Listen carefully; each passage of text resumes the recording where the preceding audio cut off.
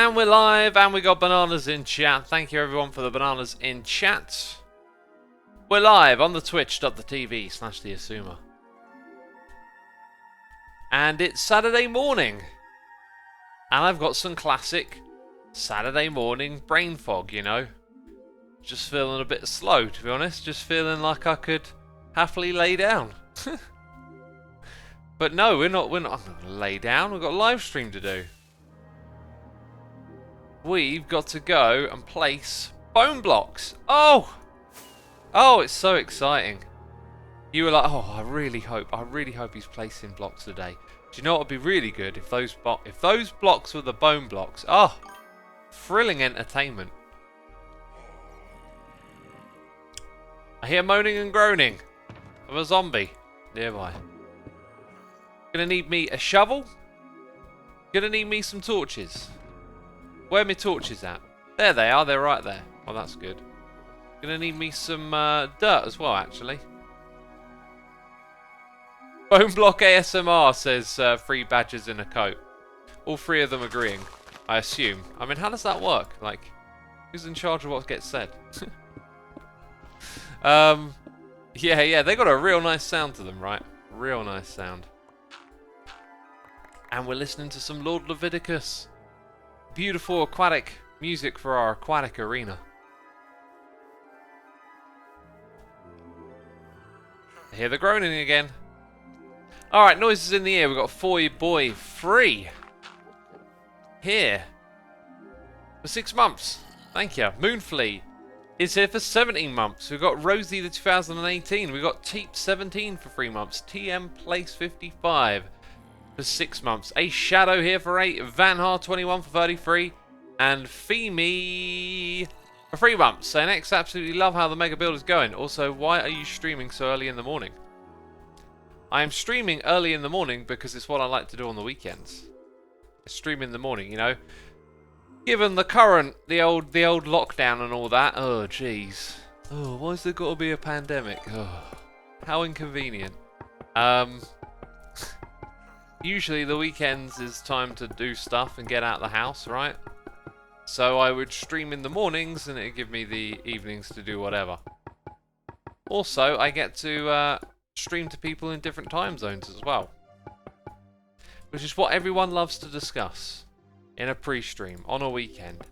Without fail, everyone talks about what time it is. I don't know why, it's just what people do.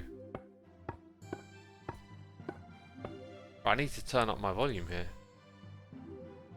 Oh wait, we actually turned up the volume last time for all of you as well, because, you know, listening to Lord Leviticus, new record. Oh, gotta enjoy that.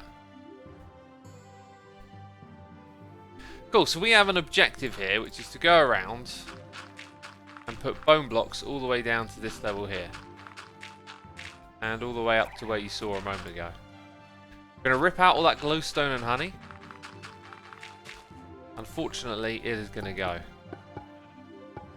And then we'll be, you know, making the floor of this area and preparing everything for arena PvP action. Action, my friends. Alright, we got Minimoo 12 for 9 months. Zodiac Siren for 16. And Ghost11791 has subscribed. Thank you. Thank you. Appreciate it. I got a hot cup of tea here, peeps. I'm really looking forward to drinking it. Sometimes the tea in the morning is really good. And like perks you up a bit. Sometimes I find it makes my belly rumble. And I'm hungry. So yeah, we'll see. You know, you tuned in, you thought, what is that cup of tea going to do to Asuma's body today? I must know if his stomach is rumbling. This is thrilling entertainment. Do you drink coffee? Says McNugget. I'm going to call you McNugget. I talk about this every single time. Coffee is addictive. Me and addictive substances, I just got to be careful with that. It's easy for me to have, like, I love a mocha. To have one and then all of a sudden just get into a habit of, like, having them every day. It's not good. Oh, got a visitor. Or maybe not. Maybe it didn't see me. Oh, goodness me. You saw and you visited. Sheep, get out of the way. Whew. Get glowed, buddy. Get glowed. Oh, monsters. Why they got to be nearby? Tea is also addictive, says W. Poor. I would say that tea is addictive in the sense of if you have an addictive personality, anything can be addictive. Caffeine is physiologically addictive. It's a stimulant. There is physiological addiction and there is psychological addiction. You can get addicted to anything if you have that sort of type of personality. But caffeine is, you know, full of caffeine. Coffee's got lots of caffeine in it. Now tea has caffeine in as well. And you might hear some people say that tea has more caffeine. That's a little bit of a overestimation of numbers. So the way it works is, I'm gonna butcher some old information that I learned here because I can't remember the specifics, but I'll give you the gist of it, okay? It's like you have quantity and potency. So the quantity of caffeine in tea is higher, but the potency is lower. In coffee, the potency is much, much stronger. So I think something like 10 to 15 cups of tea, it does depend on the blend, is the equivalent to one coffee, right? So that's quite a big difference. Cyclops Dude says, breathing is the most addictive thing in this world. Everyone has it. Oh, we ran out of bone blocks. Asuma, why are you awake in the UK? It's 8:30. I've been awake for 2.5 hours now, jeez. I mean, rise and shine, get up early in the morning. Take advantage of the day. You know what they say? You know, they say that early bird gets the worm. Is that it? Gets the early worm. The early bird gets the early worm. The late bird gets the late worm.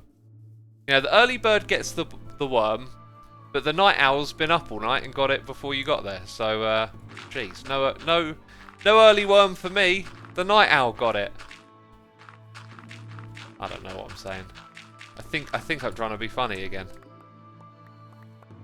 Tea has more caffeine in it, but you brew the tea into a liquid, whereas you consume the coffee beans with the liquid. Tuxaban, I've not heard it explained that way before. Like I said, the way I heard it explained was the difference between quantity and potency. But maybe that has something to do with what you said as well. I don't know.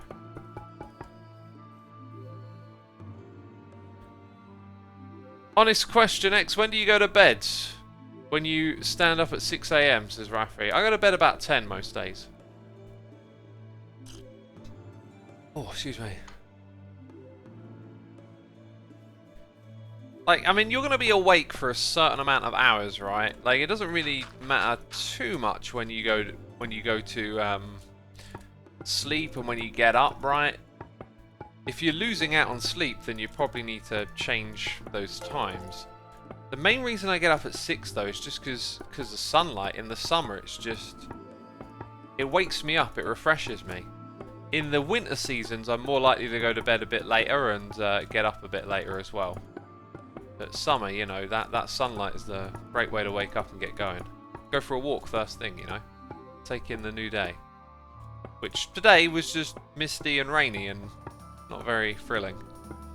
In fact, you know, last week... Oh, I never did that bit over there. Last week it was like unbearable heat wave, and now it's just gone to miserable winter weather. Except it's warm, you can sort of wear shorts even though it's raining, but... Jeez, the British weather is just classic. It's like we get a little bit of discomfort from having some hot weather for a few days, and then it's, oh yeah, back to rain and clouds again.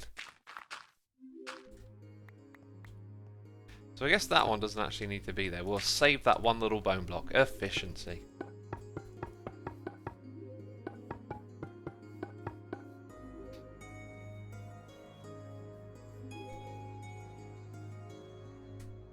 Is this going to be filled in with water, says Mars Eco. Yeah, the whole thing, from front to back. I do wonder, maybe not the whole thing. It could be a little bit too big. Is one problem. Like, I've never really messed about with throwing tridents about. Like, I'd hate to build an arena that's too big for its own good, right? That would kind of suck, but sometimes it's just going to work out that way. So we have to experiment and figure out, and you know, it'll be what it'll be.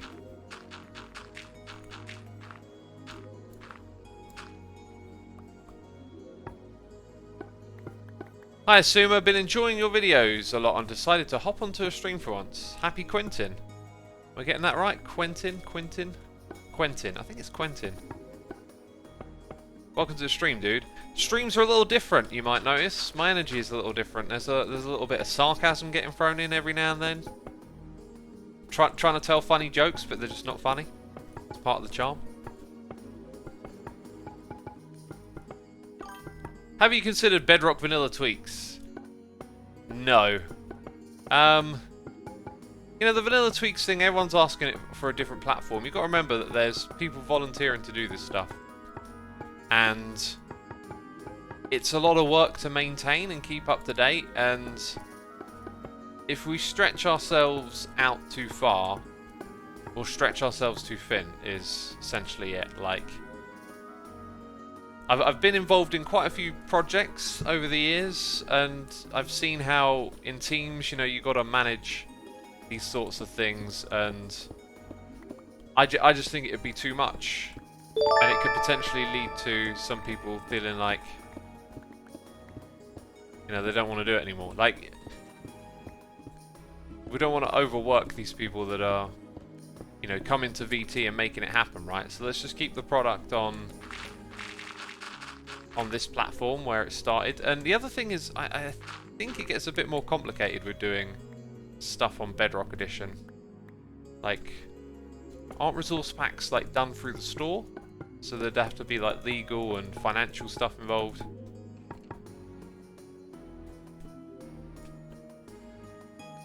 Fun fact, Bone Block was one of the first blocks that had a circle texture on it. Huh. I did not really think of that ever before. Yeah, I'm trying to think of any others, but I can't, so wouldn't surprise me if that's true. Okay, let's get to those noises in the ear. We've got Minimoo 12 here for 9 months. We got Zodiac Siren for 16 months. Thank you ever so much. We got... Oh no, wait, I read those two, because then we got Ghost. Okay. Decrease with the Prime. Soy Sauce Game. McDean90. Slade DK. Dark Wolf Hunter 4 for 15 months. We got Amber D Dragonfire 6 months. And Jacquin XD here with the cheers and bits saying, WTF! Why are you streaming too early/late? WTF? What's going on? Jeez, why am I streaming too early/too late? I'll tell you what, I can solve all of your problems, right? Just travel to a different time zone, and then it will be normal streaming time, and then all will be relieved. Thank you for your cheers and bits. You know, time zones are a thing. This is my normal weekend streaming time. By the way, next weekend I'll be streaming again, slightly earlier, as it's part of a Hermitcraft livestream weekend. I'll be starting on the hour. Did you see the fan arts for Asuma Appreciation Day, says Cypher? I've seen 2 of them. I say it over and over again. If you want to get fan art to me, send it to me on Twitter. Because that's where I'm active at, alright? Like, I read my Twitter feed probably too many times a day. I think that's something I might try and change. I might just try and check it once a day. I need to minimize the amount of distractions and focus on productivity, you know? Cool, let's keep going. There's quite a lot to do, isn't there? Quite a lot to do. Might have to bust out the old beacon. If you don't have Twitter, you can always sign up and send me a tweet. It's not too difficult. I know it's not the greatest thing. Oh, I've got to sign up for something. But if you want to get your fan art to me, that's just the place where I get it from. Alright, we got Cal Mel B. Here for 29 months. And we got Derpy Sharks here with the Prime as well. Thank you so much to both of you. Oh, this tea's delicious. I'll tell you what, it's actually very satisfying and perking me up. That's good. Abby Quentin says, Asuma, can you show us how many times you and the other hermits have died in the game for the statistics poker? Oh. Gotta watch out. I don't want to die one more time. I have died too many times than I care. We used to have deaths on the old I should really go sleep in the bed, actually. It's getting dark. Wait, where is the bed? Is it my... No, it's... Where did I put it? It's not in my inventory. Did I put it back in the... Why can't I... Food. I need food as well. Spider, get off my wall. No, I'm going to try and sleep and you're going to make it difficult, right? I know how this works. Stay up there. Okay, there we go.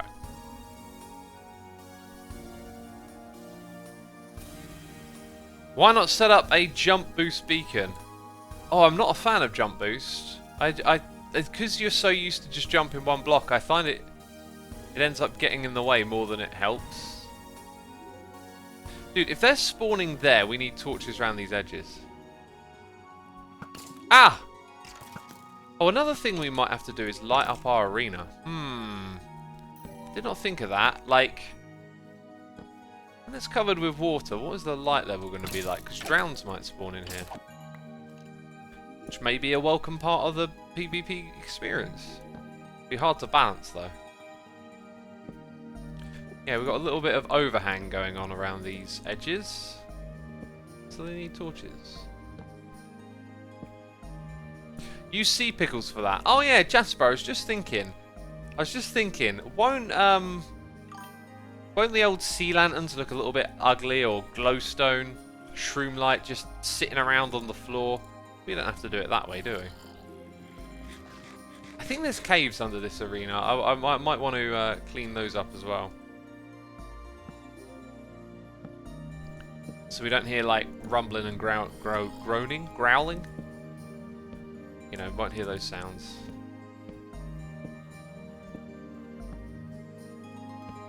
Okay, that's better. Drowned would only spawn if you're in a river and ocean biome. Ah, okay, well, thanks for that. That means we could probably use sea pickles as lighting in a kind of effective way. That being said, I'm going to give everyone conduit power for visibility, so... I think conduit power is going to be really important to play the game. You know, then I could say, oh, but if I control the lighting, it gives us, like, more control over the experience, but now we're going to stick to using conduits. Because I spent a lot of time getting my hands on some.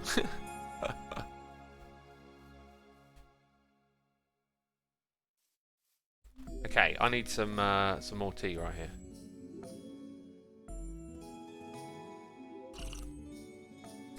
Good stuff. We got AJ Main 12 here for 19 months. Dr. Crunch 77 for 2. You should sell banner ads for shops in the shopping district like a real stadium. Oh, that's a interesting idea. Quite like that. Give me your tacos. I agree. The music is beautiful.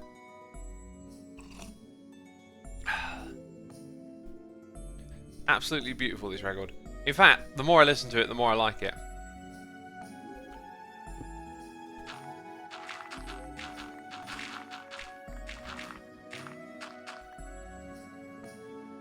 Oh yeah, and we got FKN Sparkles here with this Prime subscription. I knew there was one more to read. I found you, yes, says Lighter. Me? You found me? Well, I'm glad you found me. I was lost before you found me. But now I've been found. Jeez. I gotta stop trying to be funny. It's just not working half the time.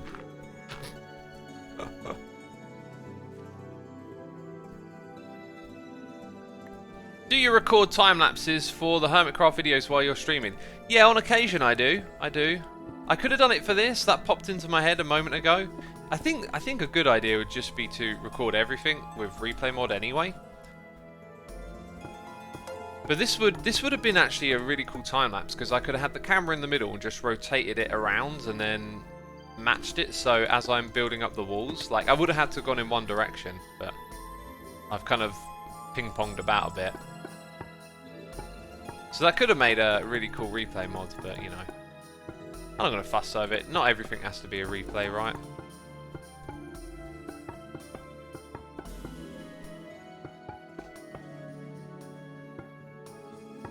It's such a bad joke that it's funny, says Soundwave Hope. That's the only way I can be funny, you know, just by being terrible. That's my strategy. I'm like, if I'm terrible enough, it'll make these people laugh. How large is the build? Lol, says Short Super Swag. It's humongous, as you can see. And here we are, just decorating it top to bottom with stuff. Well, bone blocks right now.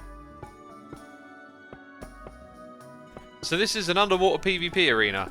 It is, Josh, but there's no underwaterness yet. So it doesn't feel very aquatic, but we're not going to be flooding it today. There's just so much grind work to do here. It's not the only thing I'm going to do this stream as well. You know, we'll be doing other stuff. We got Thick Nips here with the Prime, and Bugman CX here for 47 months. Incredible. Thank you so much, dude. We also got Hockey Boss 35 at the Prime. Turn up the sound so we can hear the bone blocks. Bravo, personally, I want to hear the music. I know the bone blocks are beautiful, but I need to be hearing these gorgeous aquatic tunes right now.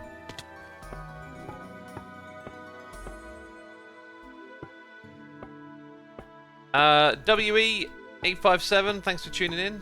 Have a nice walk with the dog.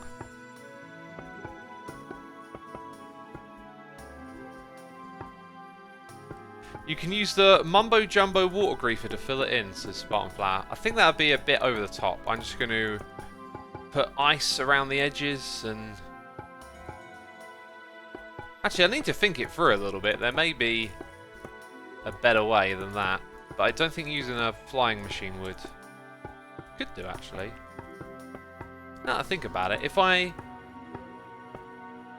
make a big cross through the middle and then from side to side with two flying machines, that would be an interesting way to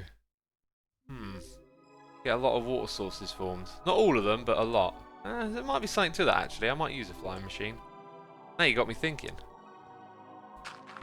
I can make a basic flying machine, and I think it's pretty simple to attach a waterlogged block to it, right? I don't think it's that difficult.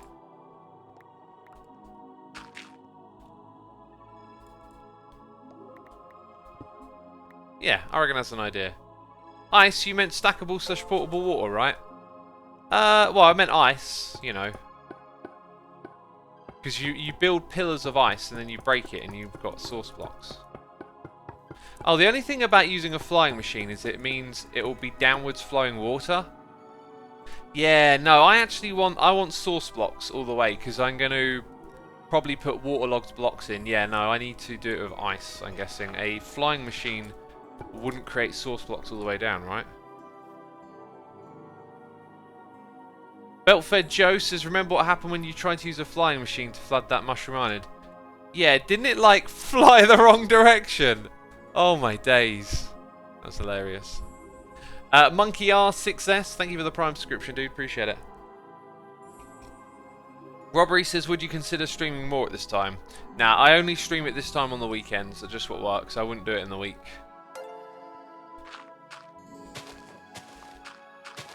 Need to get rid of these vines as well. I don't want them spreading about. Do vines spread upwards?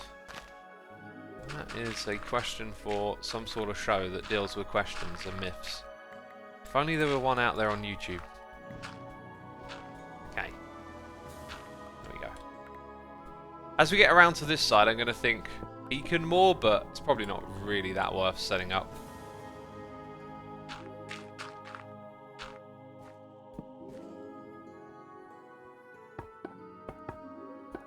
And we're going to get through a heck of a lot of bone blocks with this. I mean, I brought a lot and I made a lot to bring with me, and I'm probably going to run out of some of these. Also, I need to stock up bone blocks in the shopping district. They're a big seller. That's where I make my moolah, my diamonds, my bling blangs, you know?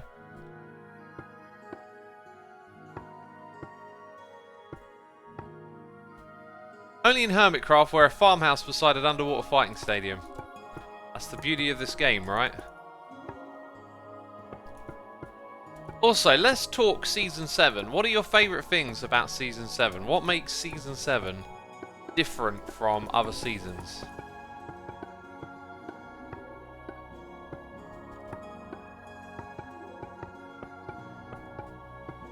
Decked out.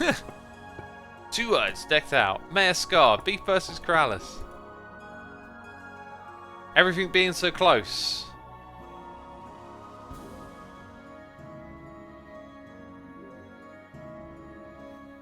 So, I'm seeing quite a lot related to proximity, right?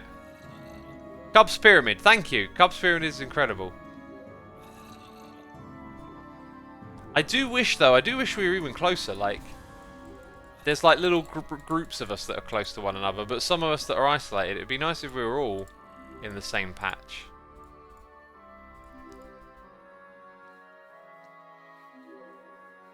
Quite a few people pointing out Efo, yeah? He's having like a little bit of a renaissance, I feel like. With the way he's like doing his editing and what he's doing in the episodes. It's really fun and cool. And the music, yeah.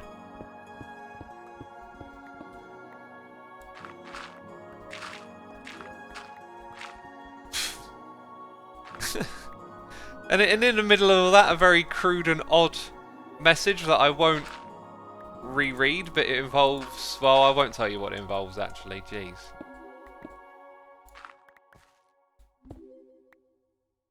Okay.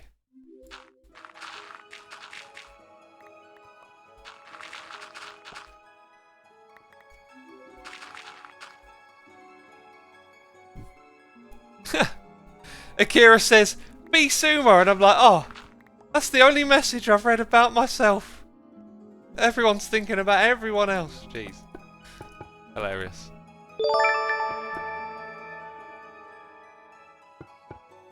It's always fun to see new builds and themes. I would like a day to see a mega base build where all the hermits live and expand throughout the season.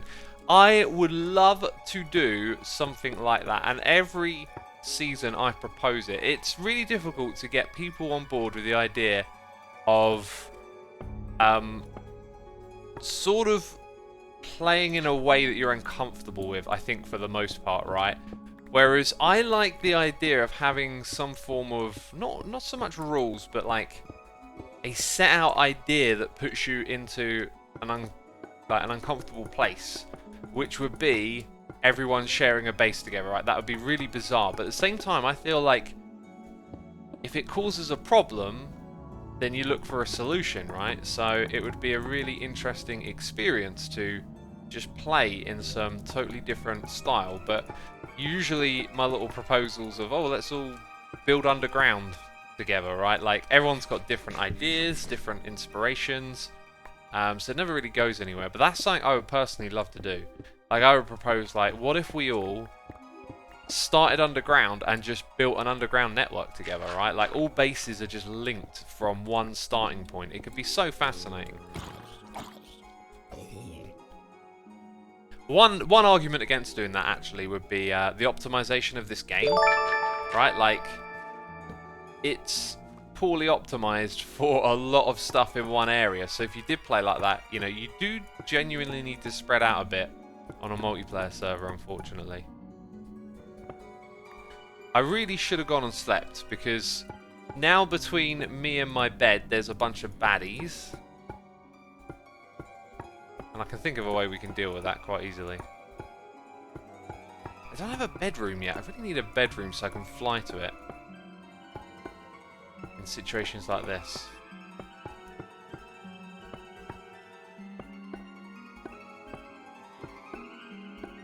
Okay, am I? No, I'm not out. I thought it was out of bone blocks for some reason. Oh, this is going to be tough. Maybe not. Skedaddle! Skedaddle out of here! I still haven't decided what I want to do with the top of these towers. Like, I could go and throw a bunch of slime blocks on it, but I'm never really too keen on that. Alright, we got Orion here with the Prime. We got Widdershin, with Cheers and Bits, saying the pile of blocks, diamonds, gold and netherite. Hilarious display of wealth. That's your favourite thing this season, I'm guessing. Yeah, that's been a thing this season, hasn't it? I don't have one of those, but could make one. Mr. Mythic says, Asuma, I desperately want to know your opinion on Morgs and Morg's mum. Well, I don't know who Morgs is, and therefore I don't know who Morg's mum is. Jeez, I don't know.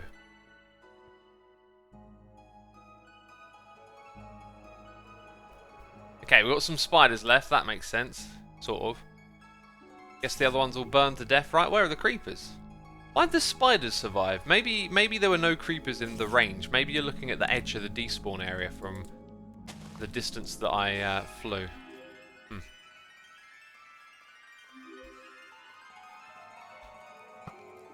Okay, we've got Ferryberry12 here with the cheers and bits saying, do you have any tips to stay inspired to build mega, extremely large builds? I would say, first of all, having an audience is a massive motivator for doing anything in this game. Like, the experience of what I'm doing is very different because it's always about enjoying it with others. So, like, what we've grinded out so far, how long have we been streaming? Half an hour.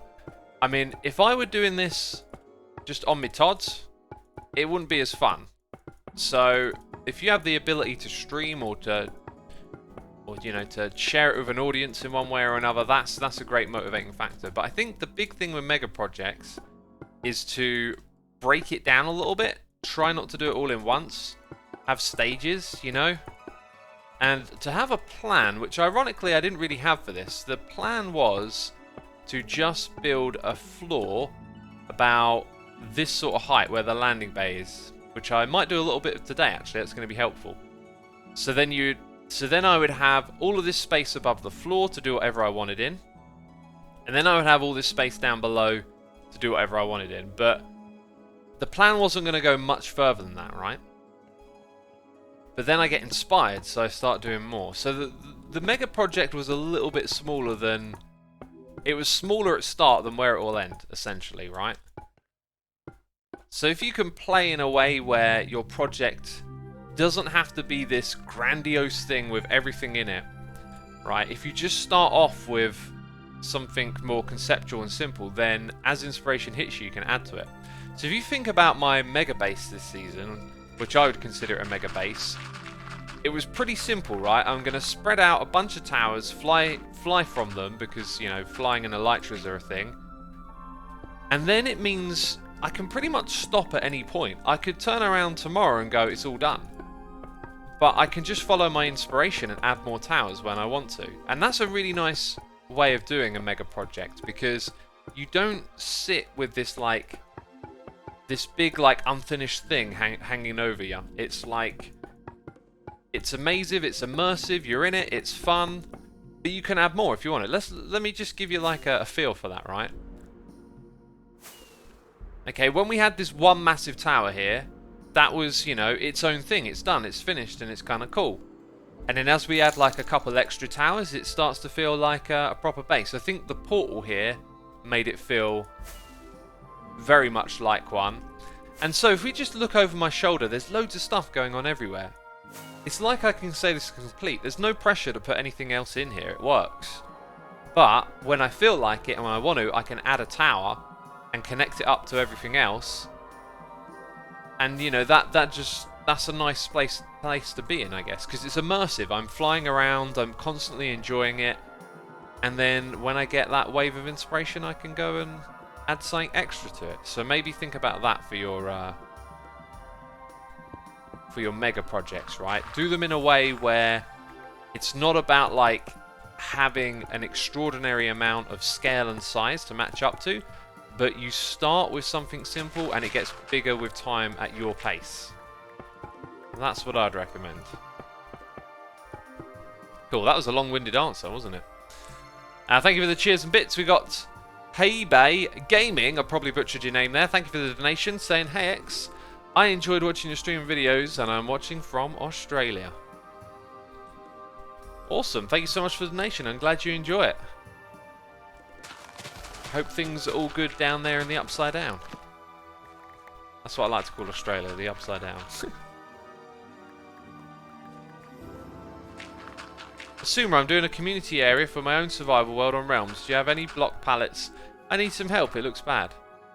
Well, Joseph, if you've got something that looks bad, that's a great start, because then you can try again until you get something better. So I'd say with your block palette, you don't need anyone else to tell you what block palette. You can do research on block palettes, right, and get ideas.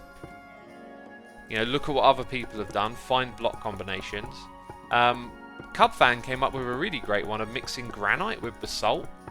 And there was a couple other blocks like coarse dirt as well, and it created this kind of apocalyptic ruined terrain sort of look.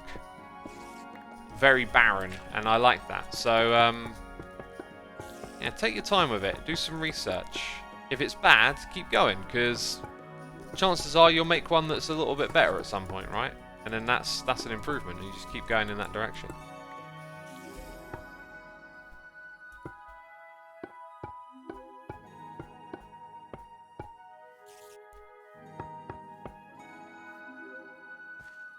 X, did I miss you say what this arena was going to be, says Coma Dustfire.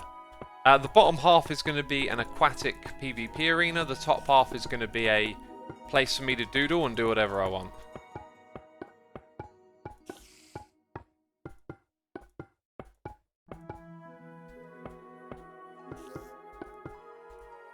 X, what are we listening to? It's beautiful. The name of the music is written on your screen. It's Lord Leviticus' new album. I might reach out and... actually, I should send him an email anyway, just to catch up, but... I might be cheeky and try and get some codes for a giveaway. Maybe we can do that. I still have like hundreds of codes for Izuku albums. And I never know what to say. Izuku is what I say, but then I get corrected. Yeah, maybe we could do like giveaway. That'd be awesome if we could do that.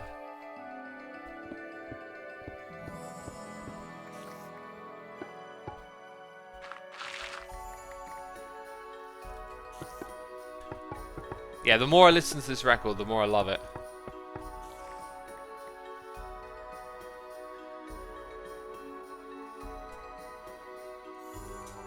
I love Ren's area, says Foxpen.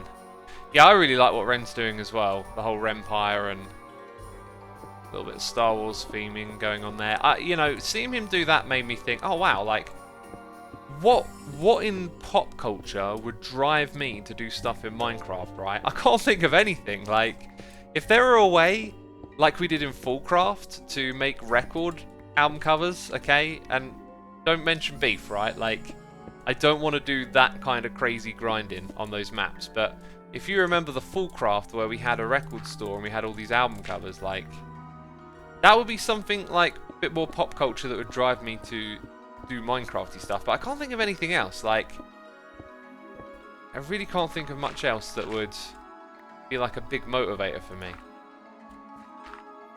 But it's definitely an interesting way to play the game, you know, to take inspiration from something like that, which Ren's doing. I think it allows you, like, viewers to be really invested in it as well, because they'll have the same interest in that topic. So it's a really interesting approach to playing Minecraft. Let's start to build this down a little bit.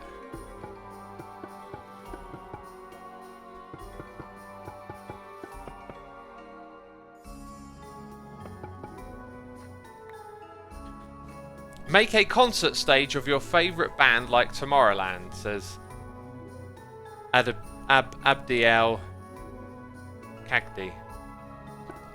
I mean, I could build a stadium, right? Like, this is stadium-like. I've always enjoyed building stadiums in Minecraft and have wanted to do another one for Hermitcraft. This isn't it, even though it's a bit stadium-like.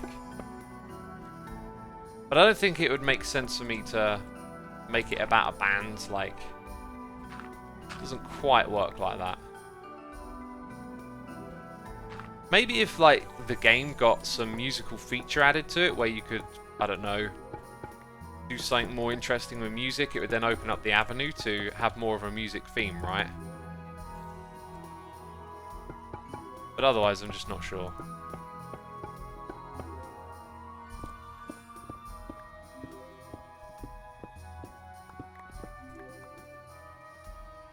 Let's put a torch right here and stop stuff spawning. Also, what's up with this? There we go. Nice flat floor.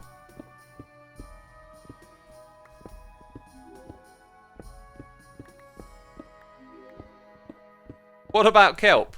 What about kelp? Why is it, what kelp might be placed in this arena actually? That's if that's what you meant, kelp might fit into this whole build we're doing here, but what about kelp? I don't know. Hey, we're out of bone blocks. Wow.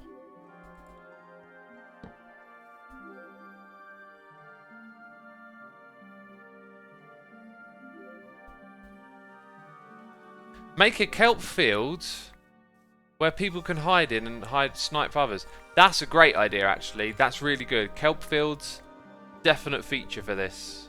Great suggestion. To make source blocks. Oh, right. Oh. Two uses for kelp. To make source blocks. Yeah, okay, that's great. Great suggestion.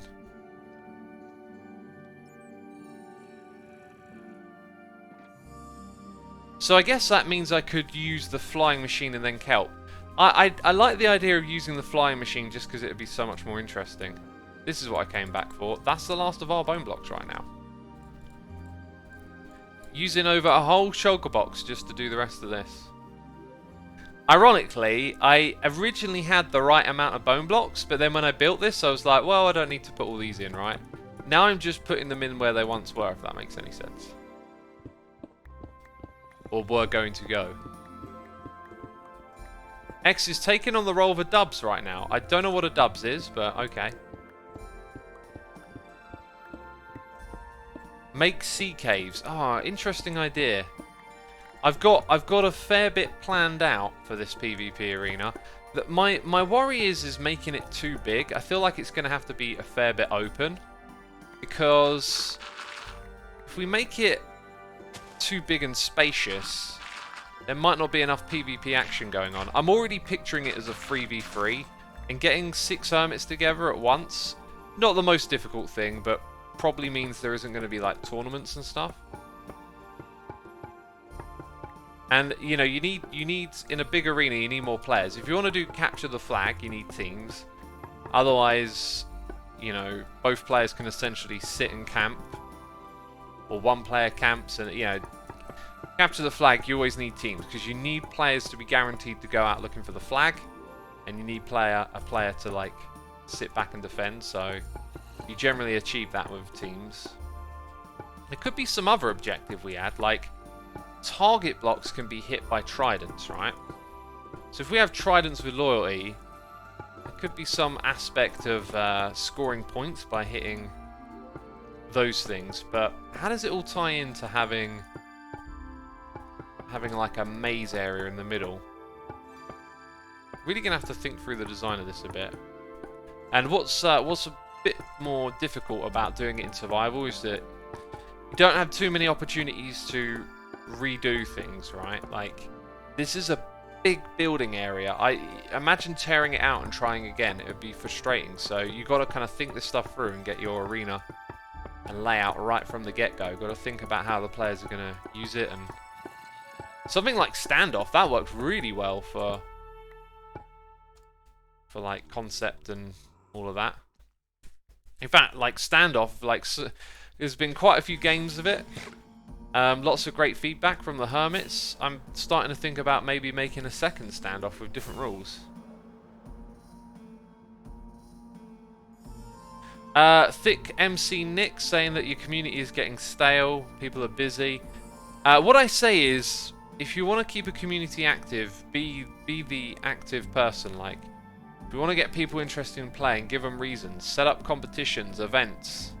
Make exciting stuff happen. You have to be the source of that if you want to get people playing. You can't expect other people to come on and, you know, just start doing all of that stuff, right? What do we got here? So I want a shulker box worth of bone blocks. We'll take that. But we don't need the bones. No thanks. Sweet. There we go. That should do the rest, I'm pretty sure. How many bone blocks have you placed this season? Probably too many. Probably too many. Zydz is here with a subscription, and we got Cloesson here for 7 months.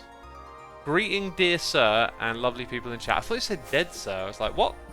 What's going on? Welcome, Cloesson. Welcome. Also, 3,000 peeps tuning in on a Saturday morning. Thank you, everyone, for coming by.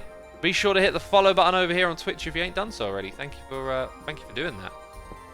Okay, we got Fezboy here subscribing. Thank you, Fezboy. Appreciate it. Krallis and Joe Hills mentioned something about an ice version of Standoff in their latest videos. Yeah, so ice will make the armor stands go a little bit further, but still with predictable distance. So for Standoff, I've been thinking about introducing random elements. Etho suggested putting a play order in, which I thought was interesting. Like you have to move your armor stands in a particular order. So that would introduce more long-term strategy. I thought that was pretty cool. I like the idea of maybe having only only 3 types of additional move, but having multiple ones each time you play. So maybe they probably want to keep finesse shot, but something like being able to disable an opponent's armor stand for their next turn. I think that would be like a great way to that's actually a really good one, like, because it allows you to make some defensive moves. I see, the ideas are flowing now. I also think the arena shape is a bit bland, but it kind of makes sense. Like, if you put them in a square, you're going to play rather circularly anyway, so I'm not sure what kind of arena shape could facilitate a different type of combat. Maybe a circular shape with a circle in the middle that you can't get to, like a wall. That might facilitate some interesting strategy. Pentagon. Well, you'd have a pentagon if you were playing with 5 teams. Remember, you got to stride for symmetry. Well, you don't have to, actually, but it would mean, you know, one team could effectively start with the side of the pentagon that's less favourable, let's say. If you did a shape with, like, 6 sides, then yeah. But the thing is, those corners, that's not where the action happens. The armor stands get drawn towards one another. So unless you put, like, perhaps respawn anchors in the corners that you could access some other way, they're not going to be particularly valuable, I think. So it's more about that middle area where the armor stands are likely to travel to. So if you put in a circle inside the circle that you couldn't go into, that could potentially make it interesting, but yeah. Oh, Femi suggests the circle in the middle having a benefit. That's interesting. Like a safety. There are definitely some good ideas being floated around here. I feel like I should write some of these down, because we had some for the aquatic arena, right? Actually, I've got a notepad open, so... Right, flying machine. Plus kelp. Great idea. Okay, then kelp patches for the arena. Then standoff. What have we discussed? We've discussed disable opponent for our remix of it. And I totally forgot the one. Ice in the middle. Oh, ice patches on the floor. Yep, so that could be good for it. Slime patches. I'll put that in. With a question mark. Yeah, so like a bit more of a tactical arena. Or maybe we let like the players design the arena a little bit, right? Oh, there we go. So let's say you have blue carpet with ice underneath it, and then you have green carpet with slime underneath it. Maybe one of your things that you have in your arsenal is the ability to change the layout as you play. I'm liking this. I'm liking this a lot now. Oh, we got some great ideas there for a remix of Standoff. This is quickly becoming like the season of minigames. I feel like I've got 2 different designs for a game with the target block, but I just keep finding myself like going, oh yeah, like minigame, but not just yet, and I end up doing some other stuff. But like, we got so many minigames. Like Cub's got his own minigame area in his base. We've got a whole Netherlands park. I'm building a PvP arena here. Well, to be fair, actually, we haven't got a crazy amount of minigames, but it feels like it's going in that direction, if that makes sense. You know, maybe Season 6 is the season of minigames. We've got Zenaf's Golf as well.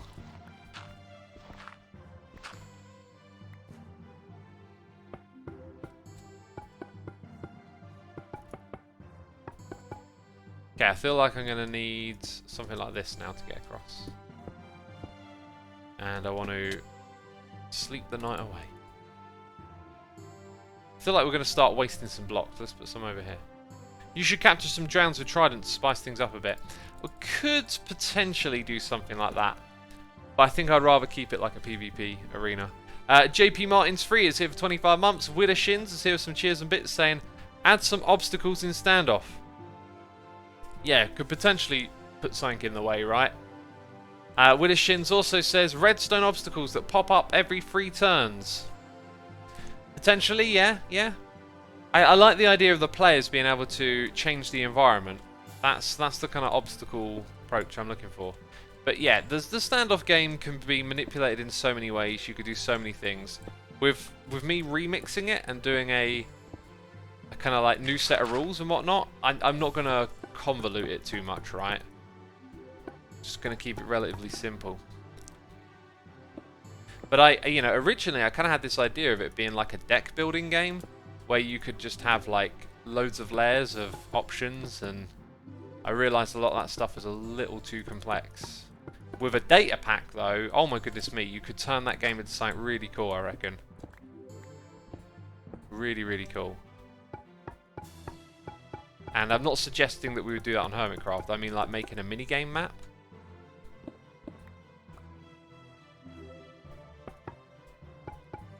King of the Hill mode. I don't know how that would work with Standoff.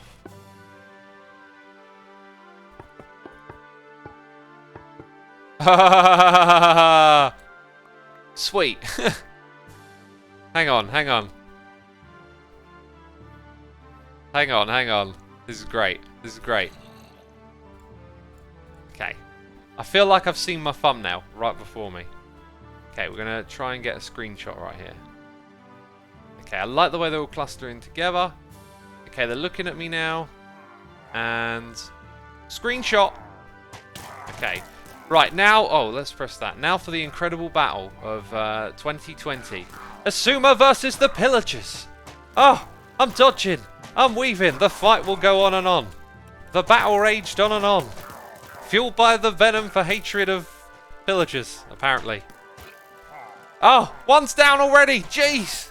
Oh my goodness me, I don't want to run out of sword durability here, or, you know, run out of arrows. Whew. Jeez. Oh, someone help me. Someone help me. I need reinforcements. Quick, get on Twitter. Tell Jevin. Tell Jevin there's a raid going down. The Pillager Patrol is... They're roughing me up right now. Oof. Oh, they're roughing me up big time, I tell ya. Oh. Oh, goodness me. Oh. Oh. Okay, we got an ominous banner. Where were we? Before that slight inconvenience.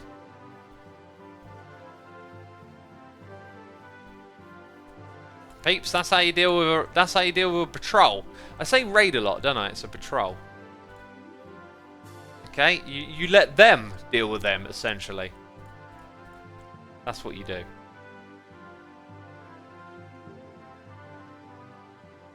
I believe it is raining. It is raining. Good old British weather.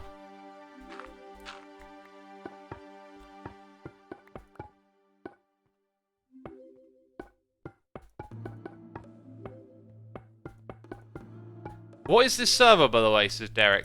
It's the Hermitcraft server. You know? Where the hermits and the crafting and all of that. If you don't know, Hermitcraft is an SMP server with many YouTubers, some of us stream as well. And we make content from here on a very regular basis. You can go to hermitcraft.com to see all the videos we upload if you like. Oh, good God! Where did you come from? And where did you go? So many questions, so little time to know. Get glowed, buddy. Get glowed. Damn, Creeper creeped up on me like... Who would have thought? Who would have thought Slim Shady would have been something you would have brought? Right. Cotton Eye Joe! Cotton Eye Joe? Everyone in chat saying Cotton Eye Joe. Did I say something that sounded like Cotton Eye Joe? I don't know. I barely know that song. Where'd you come from? Where'd you go? That's what I said, wasn't it? Where'd you come from? Cotton Eye Joe. That's how that one goes, isn't it? Ah, now I get it. Now I get the reference. I made a reference and I didn't even know.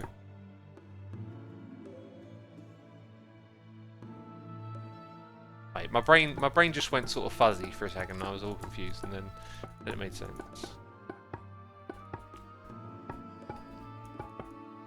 You literally sang the song. Yeah, but I wasn't singing the song. I just said the same lyrics. Like, you know, oh man, the amount of... Right, so I get a lot of comments.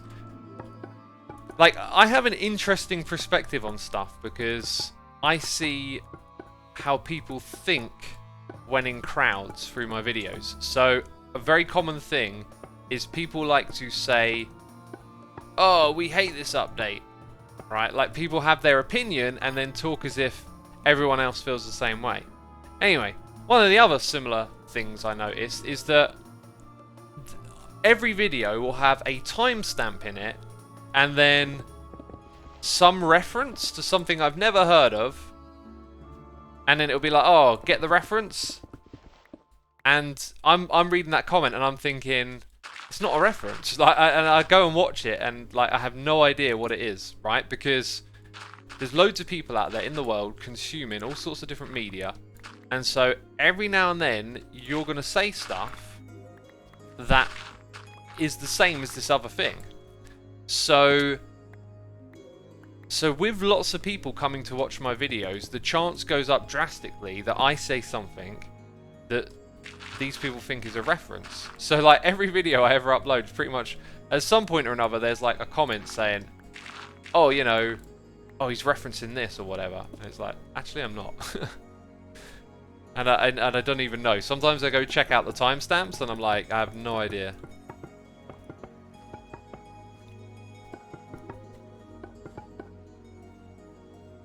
Yeah, getting there with this, aren't we?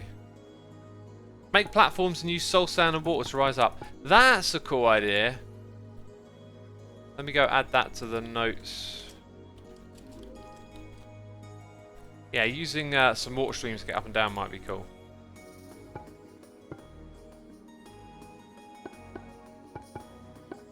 Okay, there are some other noises outside of my window now, other than rain. And I don't know what it is. It sounds weird.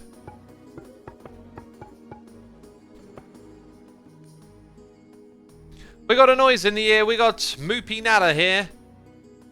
Resubscribing for 3 months. We also got ZNCRTSYSTS. I don't even know how to say that, but thank you. Thank you. Icebergs and other ocean biomes. Nah, I don't think I'm going to put icebergs in.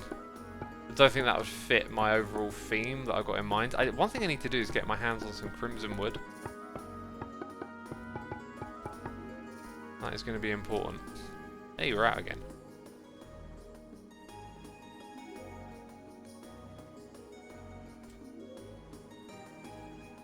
Hey X, what's your favourite update to Minecraft? 1.13 was like pretty darn good. You know, I'm not one of those, not one to really remember things quite like that. I mean, Minecraft's just like an ongoing evolution, right? So each update adds a lot. But I feel like 1.13 was a turning point in terms of quality. And so many of the updates since then have had just so many great things. I also love all like the little smart things that get changed. Like in 1.16.2, if you drop down on a half block, you don't fall off if you're holding shift. Like, that's been just an annoyance that's been in the game for so long. You'd never think it would get fixed. You just think it's one of those things that we just accept is that way, and then it got fixed. But yeah, I feel like 1.13 just started to bring the game into a new era where the quality is far better. Also, the texture update was pretty... Actually, yeah, I tell you what, one of the most significant and important ones was the texture update. I think Jasper did an incredible job. Because this game, like, is ugly by default, but now it looks a fair bit nicer in its default state, without taking away from the charm, which is that the game generation and the way it looks is a bit quirky and odd, and it makes it easy for you to go in there and build stuff that looks cool and beautiful. But, you know, changing the textures could be all too easy to make the textures too nice and pretty. I think the way the textures were done was excellent. Sound design has gotten better as well as we place these bone blocks. Is that a reference? Has now read my name, please? Yeah, it was a reference to that thing. Yeah, you know what it is. Jeez.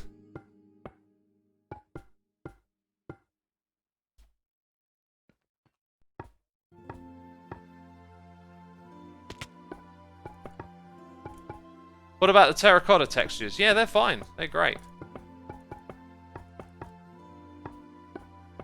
I'm still waiting for the player view fix in the inventory when flying with an elytra.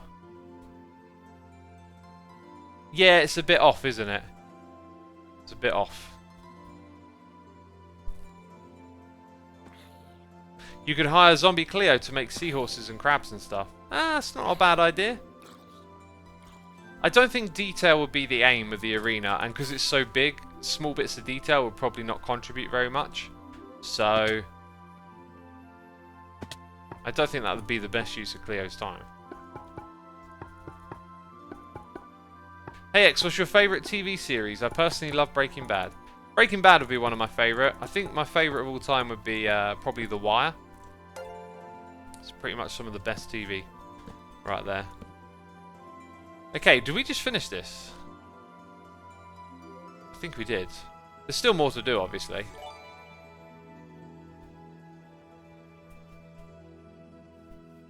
Every update has felt significant and interesting to me. Updates seem to be increasingly bigger and higher quality, but at the same time those old updates felt amazing. I remember 1.5 and the redstone changes, says Castor. Yeah, I guess the further back in time you go, the less of the game there is, the more the update can have some impact, right? Like, it can be significant because there's not as much stuff in the game. But if you, it's hard to say with the redstone update, like, comparably, because those changes were so significant, right? But in terms of the amount of quantity or the amount of stuff compared to what gets added today, it might be a bit underwhelming. Just obviously the redstone factor. We got noises in the ear from I Am Buddha with the Prime. Thank you so much, dude. Appreciate it. We got K-Dads here for 33 months. And ZNCRTY SYTS gifting a sub to Kennedy271. Thank you so much for the gifted sub, dude. Appreciate it. Brian Buckley says, comparably, 1.15 added comparators. Yeah, that's the point. Like, that update basically massively expanded redstone. That's kind of hard to compete with. You can add just a few blocks and do a lot. But I guess what we're saying is these days, like, the updates just seem to have a vast amount of stuff. Anyway, what are we doing next? Probably putting in the glass.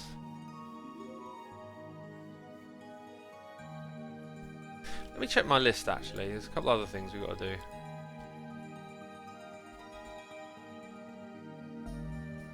Yeah, I want to go find out how much Prismarine is going to cost us.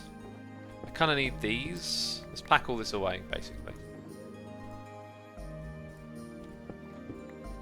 Because we're going to need most of this stuff where we're going. Oh. Ha, put you in the wrong way around, did I? Gotta keep it orderly. So, we're going to go to the commercial area, see what Prismarine is for sale. Put in some bone blocks into stock. And then we'll come back here and do some more. Okay, it's empty, loads of stone.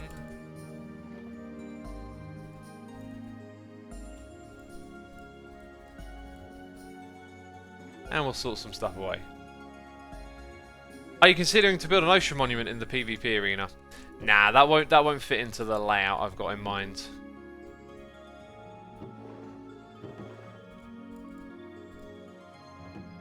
Okay, any cobble? Yep. Diorite, granite, andesite. We got these things.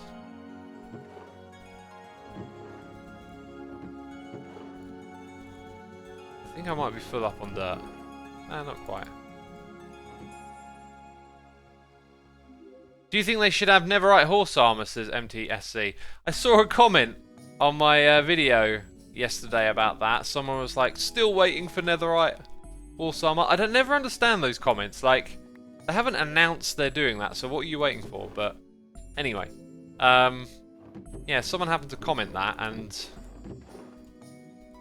I was just, yeah, like I just said, it's not been announced. I kind of feel like there's not really a need for it. You don't have to make everything match in a game, right? It's nice sometimes to have some just missing gaps or a bit of variety, so to speak, right? Okay, let's take these bones out. Kind of want to empty out these shulker boxes so we can use them for other stuff, essentially.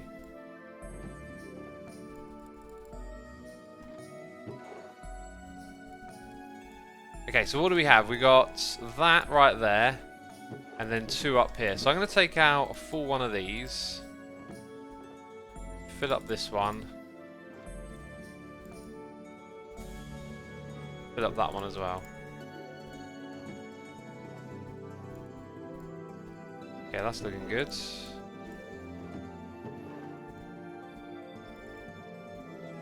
And then weren't the bottom 2 filled up? Yeah.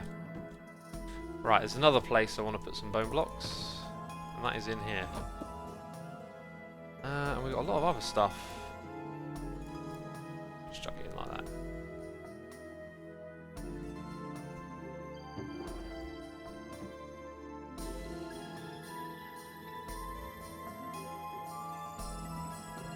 Concrete stairs and slabs, that would be nice. That would be a good one. All those flat colours, that's what people want. Okay, anyway, we're taking these, those 2 are empty.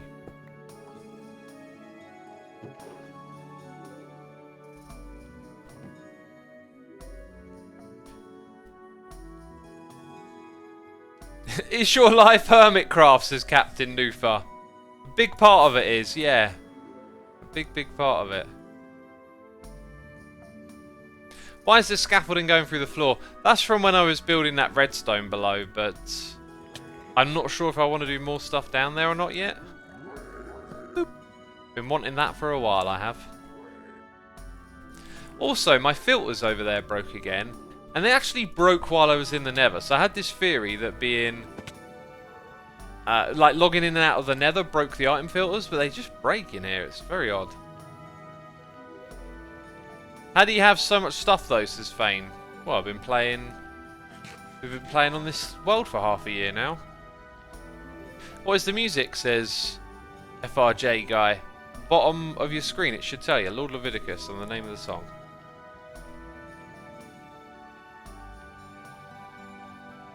TGH, the stream is about the aquatic arena, which we just finished placing all the bone blocks down for. That was pretty cool. Bethany Smith says, wow, half a year goes so quick. It does, doesn't it? Time absolutely flies by. But I wouldn't be like scared or afraid or upset by that. Just like let that remind you to fill your time with stuff that you want to do. Because you know, the bad thing about time going by is when you realise you haven't done much with it. So always be doing something. Are you going to get Beef's latest album cover, says Maurice. I've already got it. My episode is coming out today, so there's that. We got official Jaden here, gifting a sub to Piggies. Thank you, Jaden, for gifting the sub. Appreciate it.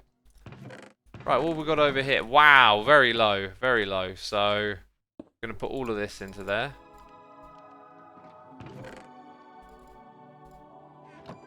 And again.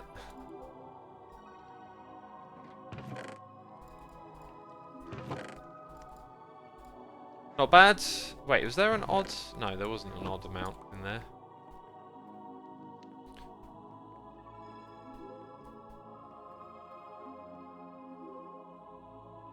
Do you think the big companies like Sahara and Concorp will make a return, says Alex? I don't know, they're kind of like, you know, season 6, aren't they? Like, new things happen each season. That's what's cool. Like, this season is defined by different things than the last.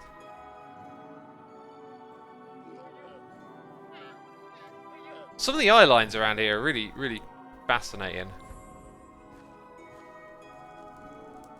Right, I need to find out where we buy Prismarine from. Concorp was season 5, wasn't it, says Tea Leaf? Yeah, it lasted 2 seasons, that one. And if you think about it, there were 2 very different things. Season 5, Concorp was about pranks, and season 6, it was about shops. Okay, that is not a Prismarine shop.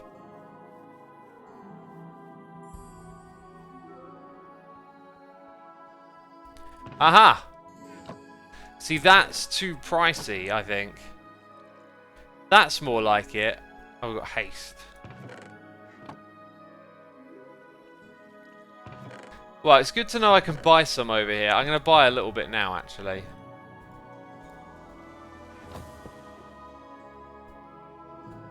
Maybe just spend all of that. Let's see. That'd be free. Oh, that's not so bad, actually, is it? That'd be another free.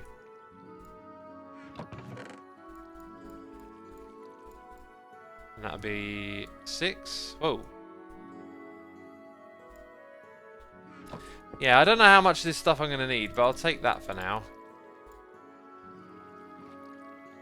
And the Dark Prismarine I'm probably not actually going to... Although it does fit in very well.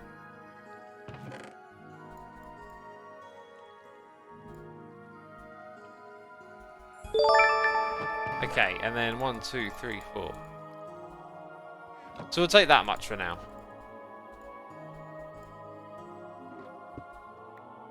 That'll be my supply to get me through. The beginning phase, air quotes, of building. We got a Winner Shins here with Cheers and Bits saying, assuming, do you ever get overwhelmed with trying to be productive all the time? Does the pressure get to you? You seem solid and consistent in the way you present, so I'm impressed and envious. Yeah, it has its ups and downs. Like, literally the other day, right, we've gotten through this heat wave, I hadn't... Oh, wait, peeps are pointing out that I... Yeah. My ender chest, okay. So used to putting something in it and picking it up, that's the problem. There we go. Little Battle, thank you for 9 months. Appreciate you subscribing. So where to go to now? I didn't actually check if there were any other Prismarine stores. I've got a feeling there might be one other one.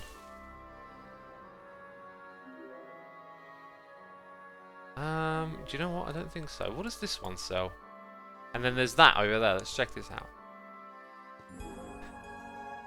Mr. Crafter 1, thank you for the Prime subscription.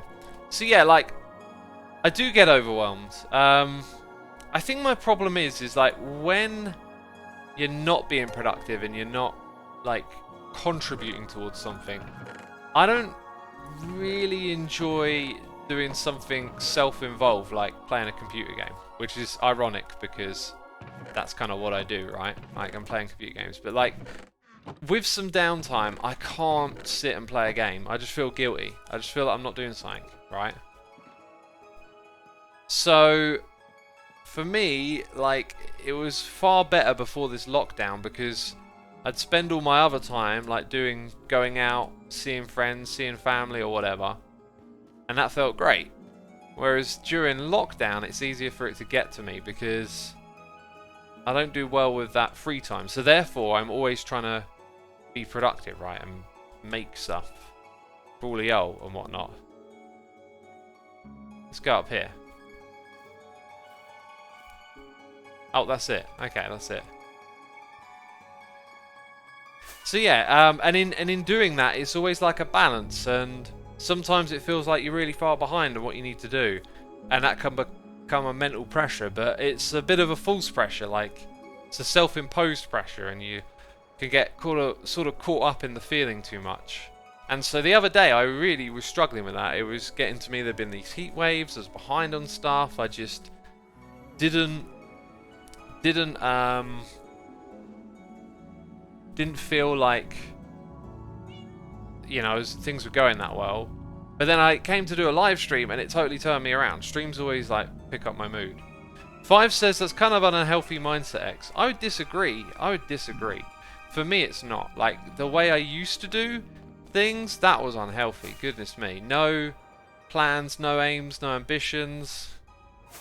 Just always self-indulged and without any purpose or anything like that. I wanted to throw an ender pearl quicker than that.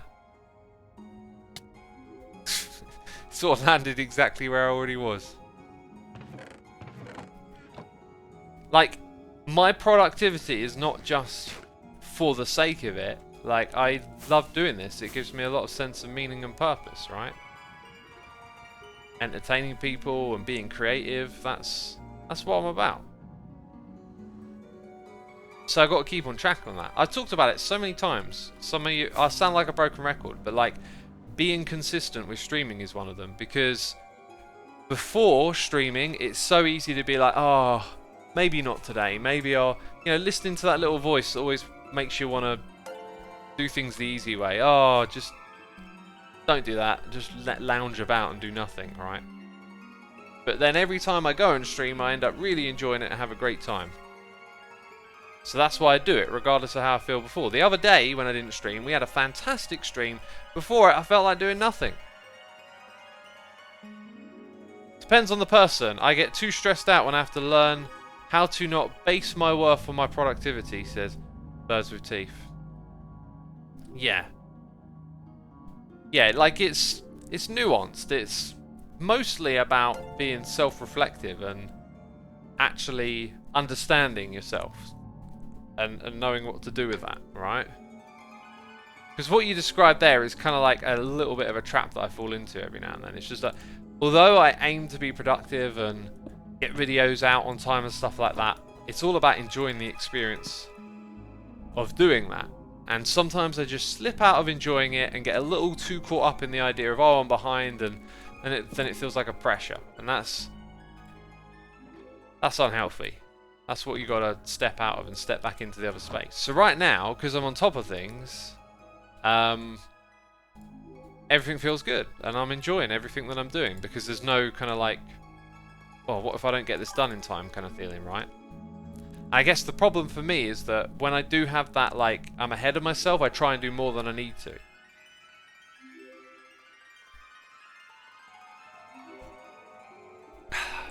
Oh, that tea is cold. Ugh. Yucky cold tea. We got noises in the ear from Yoshi the King. Subscribe with Amazon Prime. We got ZNCRTYSTS gifting a sub to Thy Magic Conk. Thank you for gifting the sub, dude. Appreciate it. Shifty Sense TV is here gifting a sub to Spring. Thank you for gifting that sub. Appreciate it. And Mr. Crafter 1 has subscribed. And I believe we are all caught up. Oh, we also got Remelo STV for 4 months. Thank you so much, dude. Appreciate it. Excuse me. I'm gonna drink some water. By the way, 3,500 peeps tuning in today. Thank you everyone for tuning in. Be sure to hit the follow button over here on Twitch. Okay, where's my list of things to do? So we checked out the Prismarine. It's really about putting in the windows next. And also some sand for the floor, so we can also do that. I know the sand's going to be very visible in the middle. Oh, and I want that, I guess. Gonna leave that back here for now. And I need some of those. Right, let's see what we can go do.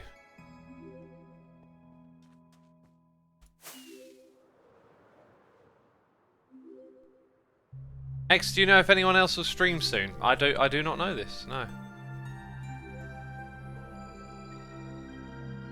Make a data pack for vertical portals. Do you mean horizontal? Because, you know, vertical portals are the default, right? Wait. The sign texture was not changed in 1.14. I got a resource pack on for my dyes. How did you get 215 levels, Sir Sheep? XP farms.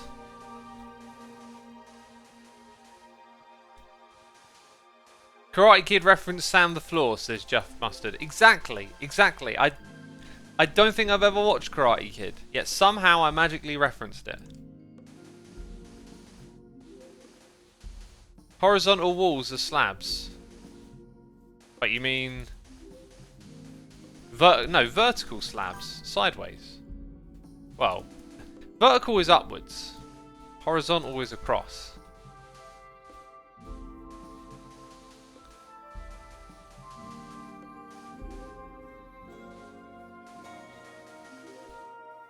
Mercury Explorers is here for 8 months. Saying 1 month to go to a Twitch baby.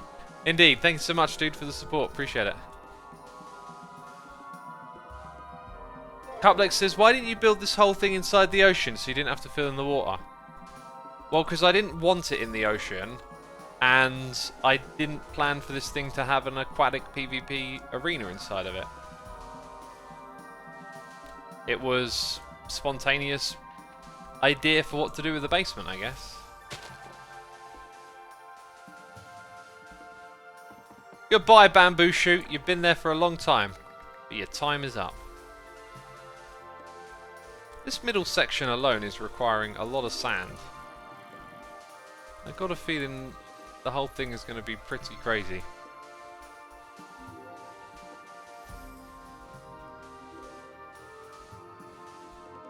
Karate Kid was pretty much a cliche in the presentation of martial arts and bully/bully character growth, but has some excellent lessons in it. Yeah, it doesn't surprise me that that's potentially what it could be about. Do you have any plans for next season, says Eggley? I do, but I'm keeping them secret right now. Buy a barge box, says Any Cake is Cake. I was going to buy that, and then I just didn't. I still might, but I don't know, I'm doing other stuff first. My priority right now is to make some good progress on this arena here. I want to see where it's going to go. Hex, do you plan on keeping the top of the arena open to sky? I think I will, actually. I might have a look at building it up further, but that might be late in the season, right? Like, there's other stuff to do before I even think of that.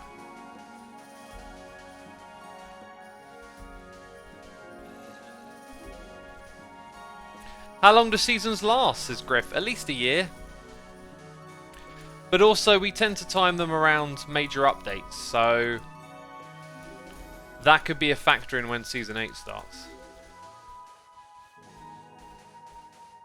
Although wasn't Season 7 like closer to 2 years?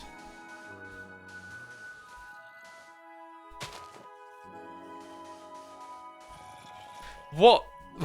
Which hermit do you think would make the best Psycraft member? I think Cubfan. Cubfan's the grinder. You know, like, Psycraft got a lot of grinders. At least that's the impression I get.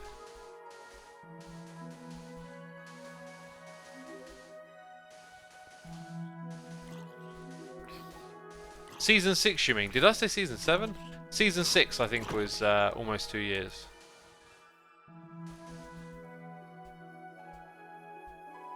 Would you use a script that would automatically place all these blocks instead of you having to do it manually? Says Upside GR.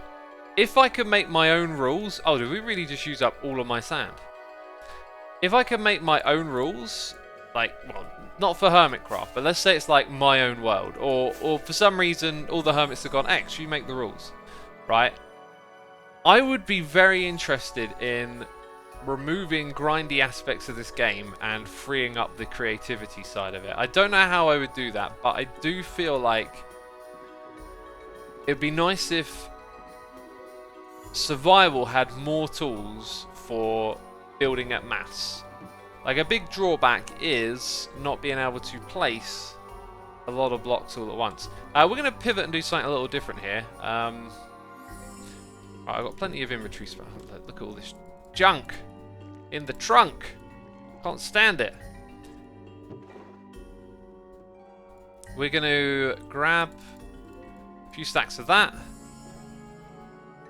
One of these boxes will have what I want in it. Oh, free glass. Thanks, Etho. That actually is what I want. I think I need... I think I need more sand. Ha! I need sand. Okay, we're going to the desert because I need sand to do this thing. Fair enough, you know? Fair enough.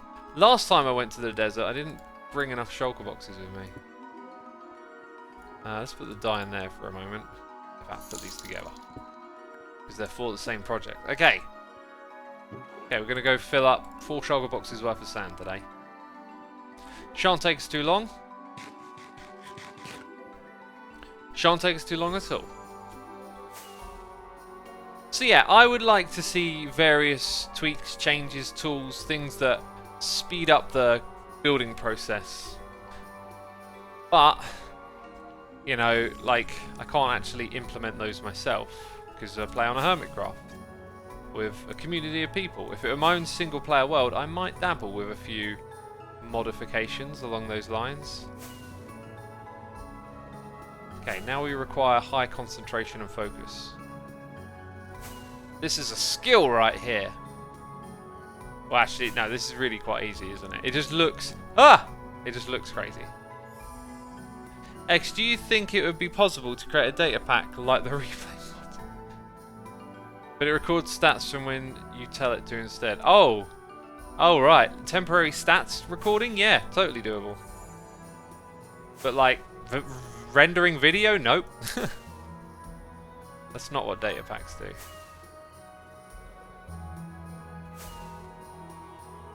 Oh! Perfect landing. Is this the right place? Yeah, it is. Thank goodness. Alright, we've got noises in the air. We've got Sally Ann 123 for 57. Did you say 57? I did. I said, oh, let's get some free sand. Someone over here didn't care to pick it all up.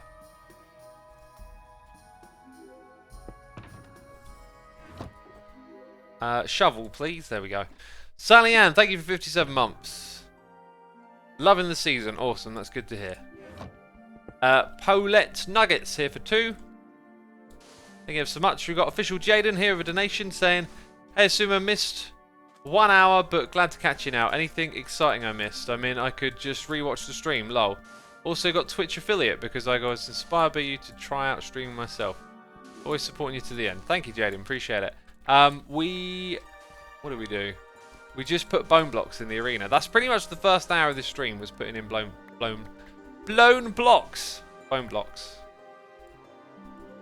And now we're getting sand for various projects. Alright, we got Pearless and Moon here for 5 months. Resubscribing, saying, I thought I already did the 5-month thing, but I suppose not. Did a month poof already? I got no idea. But thank you for 5 months, or was it 6? It'll remain a mystery. Do you think Krallis' base is too close, as the skate nerd? I think it's not close enough. Speaking of skate and skateboarding, I am super looking forward to doing Tony Hawk's Pro Skater later this year. I think it actually comes out in September. Like, it's probably closer than I think. Anyway, big game from my childhood, right? The Tony Hawk's Pro Skater series. I've never really thought of doing like a nostalgia stream for it or anything like that in the past. I kind of figured those games would be kind of redundant today. The play style, it's certainly outdated. But I never thought of streaming it, and now that they're going to remaster the original two and put them together, it made me realise that that's a really cool thing to do for a stream, but I'm just going to stream like the remastered stuff, right? I think the other reason I might not have thought about it is because they were on PlayStation, and like it's a lot harder to figure out how to get all that stuff to work again and stream it and get an old console, and so they're kind of like locked in the past a little bit by that. But anyway, I'm super looking forward to it because me and my mates just used to play those games for hours on end at like parties and stuff, and like the soundtrack used to be really great, like a mix of hardcore metal and hip hop and alternative. It was really, really good. Hey, so there's a lot of sandstone available right here, isn't there?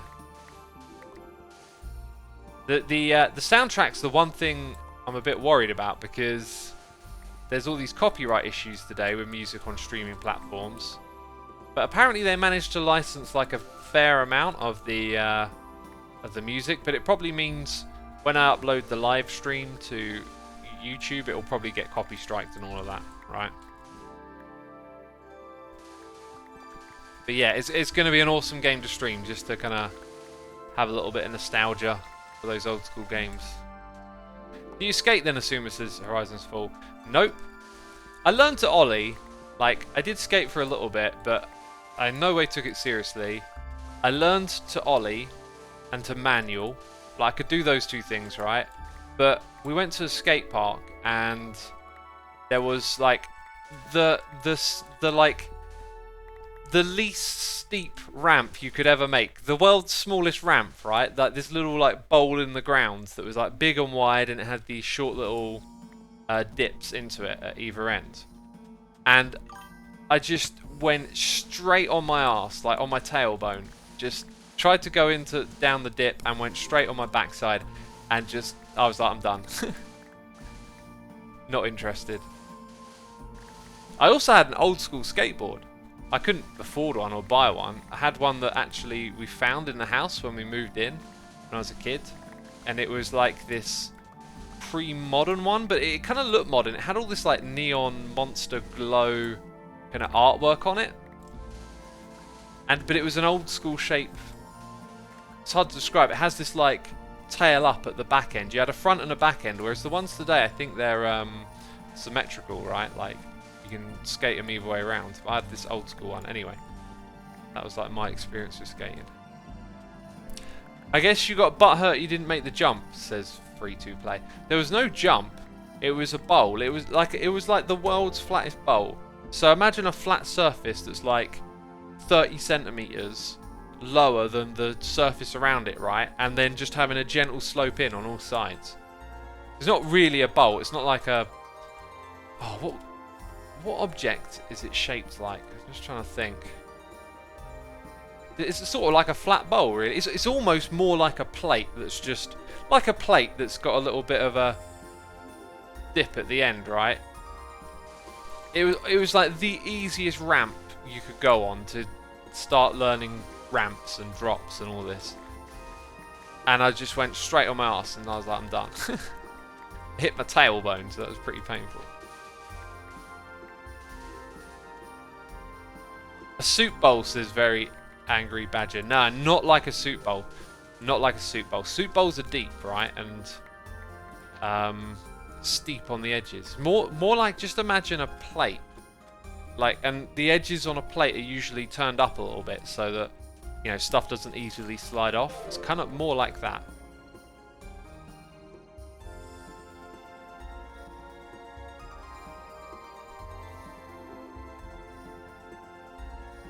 Have you thought about playing Session, Skater XL or Fug Pro? Are you excited for Skate 4?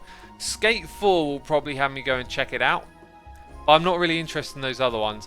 Like, games don't really excite me anymore. I talked about this earlier. Games feel like I'm wasting my time unless I'm sharing them with other people. So everyone likes a bit of nostalgia. I like cracking some old games open. I was thinking about playing Tyrion 2000 on a stream.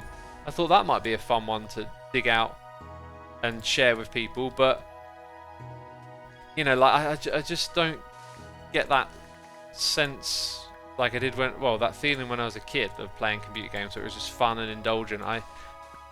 find it really difficult to do that with games anymore. I just want to create. And if a game's got a creative aspect, like City Skylines, Factorio, then I'm loving it. But if I'm just playing it, I just don't find it enjoyable anymore. I mean, the only time I play games is on my treadmill, right? Because then at least I'm combining exercising with it. So I'll let myself have that one. Have you completed Doom Eternal, says Derpy Tomcat? I've hardly played it. Hardly played it. Same problem, right? Just finding it difficult to just indulge and play that game for a while. Just feel like I could be doing something different. Factorio 1.0 is out, says Coy. Yeah, I know. I was reading about it. I got the impression it wouldn't be like a major thing to play. I was considering maybe playing Factorio modded on Livestream at some point. But the thing with Factorio is, as much as I love that game, now that I kind of know the ins and outs of it, whenever I think about playing or like see it, I kind of know what the experience is going to be like. It's going to fall into this like trap of efficiency and knowing that, oh, there's smarter ways to do what I'm doing, or using blueprints. Like, I feel like I've seen too much of the end game to make playing from scratch fun again, but modded might do that, you know? Or hopefully, like, if they make some really interesting updates in the future, because it feels like for the longest time they've just been polishing the game. So, like, they said 1.1 will be a bug fix update, right? Oh. Let's fill this back in. Whereas I'd be interested when their updates are like Minecraft updates, right? Where all of a sudden, oh, there's all this new stuff to do. I don't know if they're going to go down that road, but that's what I'd be looking out for.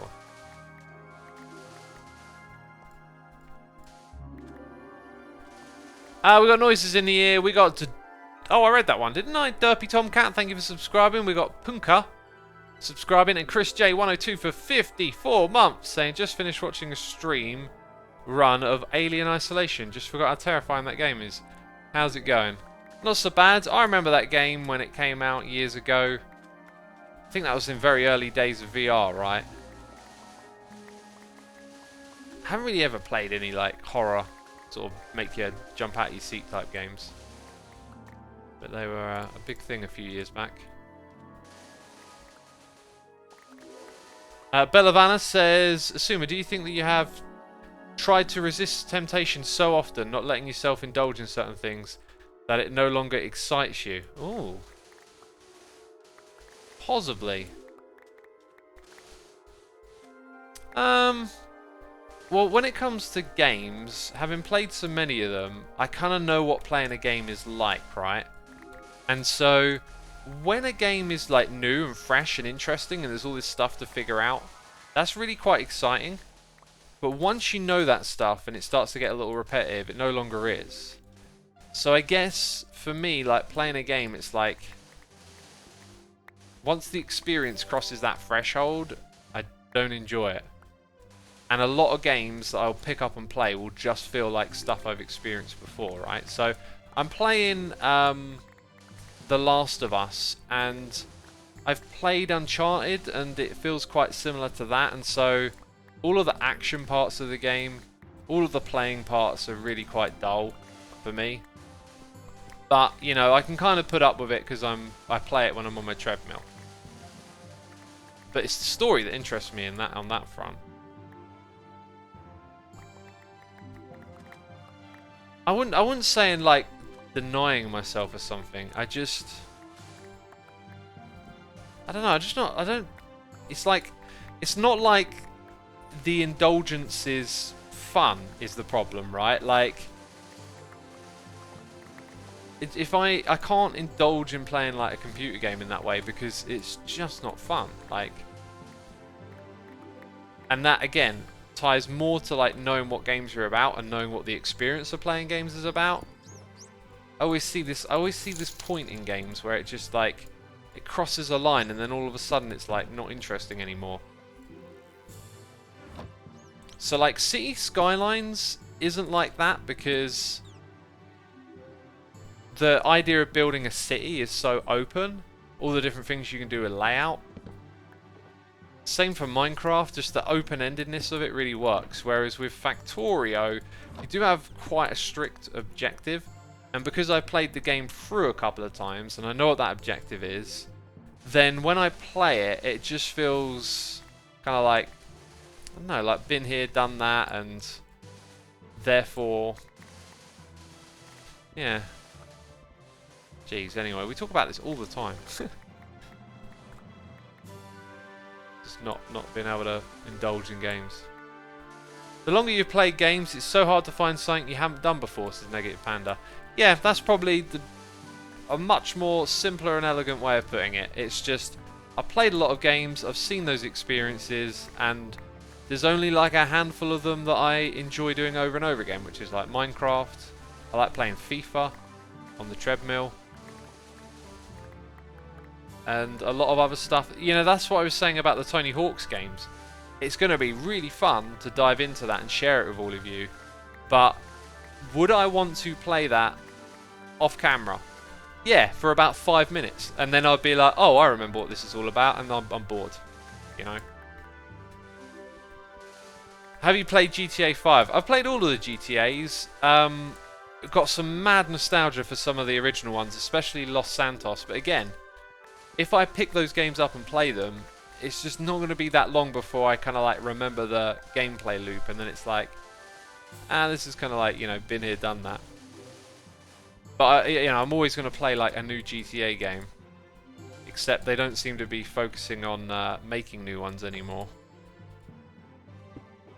which is a bit of a shame.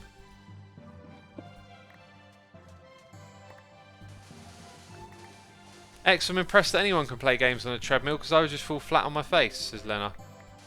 Well, if you want to give it a try, like don't start full pelt like thinking I'm going to, you know, just do this, right? Like, turn down the speed a little bit. Don't take playing the game too seriously. Focus on walking. I mean, I can't remember struggling to do it, but I mean, maybe it's one of those things you think is hard, but it's not. But it's seriously not difficult. Like, walking is a very easy automated... It's like breathing, right? Your legs just move. So, you don't have to think about it too much. It just happens. And then you just focus on playing the game. Well, the one thing I do is I try and make sure my arms are positioned downwards, because otherwise I find my elbows get a bit stiff.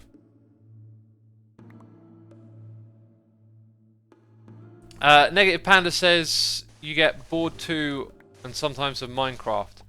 Yeah, getting bored of Minecraft like isn't really a problem for me, because like, you know, as you said, it's like my livelihood is it worrying. It's kind of not, because it's all about creating. If I got bored of creating videos, that would be a problem. That's probably is not Minecraft that's the problem. It would be the other thing, right? Like, having, like, come into this space to create and share all the time is fantastic. You know, interacting with other hermits and having that social aspect is really cool as well. So it's if I got bored of doing YouTube, that would be the problem, I think.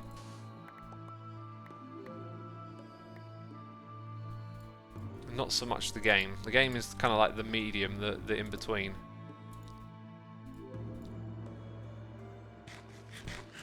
Tuxaban says, Minecraft is the paintbrush. It's the ideas that need to keep flowing. Exactly. So eloquently put. Also, we've got noises in the ear. We've got Make Not 89 for 18 months, saying 1.5 years, and I don't know what more to say than keep on with the great content. Thank you, dude. I appreciate that. Appreciate it. Thank you. We also got Tully Matt here with a donation saying, has anyone told you that one of the towers at your new hall is one layer too high? Yes. Okay, bye. Thank you for the donation, dude. Appreciate it. Yeah, I get a gazillion comments about it all the time. People tweet me pictures of it, and yeah, it's one block higher. I'm aware. Thank you for the donation, dude. Appreciate it. Dark Cube says, hello, simps. Is that supposed to be an insult? I don't know. Have you ever played Detroit Become Human? No, that's one that gets suggested quite often. So whenever I finish The Last of Us and I'm looking for something new, maybe I'll try that one. Maybe I'll give it a try.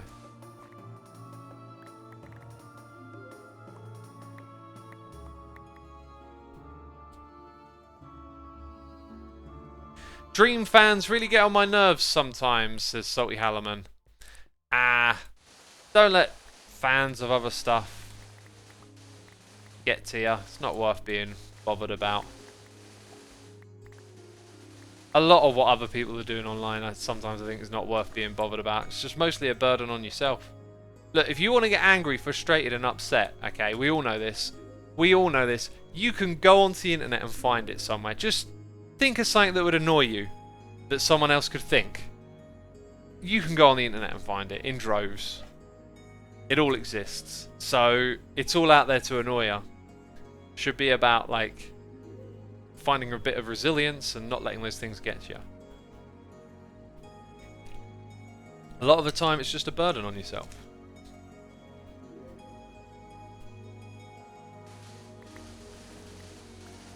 I'm a Dream fan / simp. There it is again. I don't really go over the top of it. I love George, but not found. But I really don't go all the ways. Some people are just...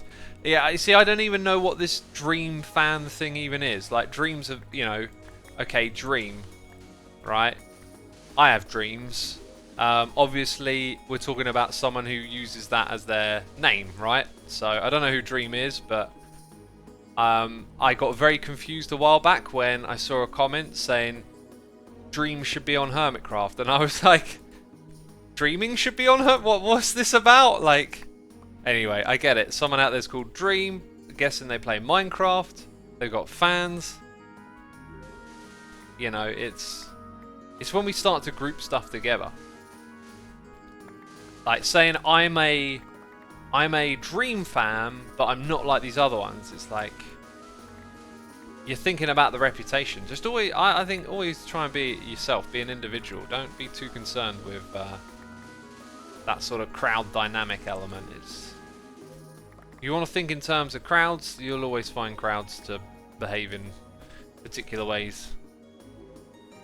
Dream blew up 7 million in a year. He's good though, says Airy the Berry. Oh! I think I might know who you mean now. Because I remember seeing this channel with like this new way of doing videos and like had crazy subscribers and... Right, gotcha. Let's take back this beach. Wait, what am I doing here? I don't need to be filling in this water. I was just thinking there's more sand underneath it that I can take, right? And there's a bed. I found a bed. Woohoo! Free bed.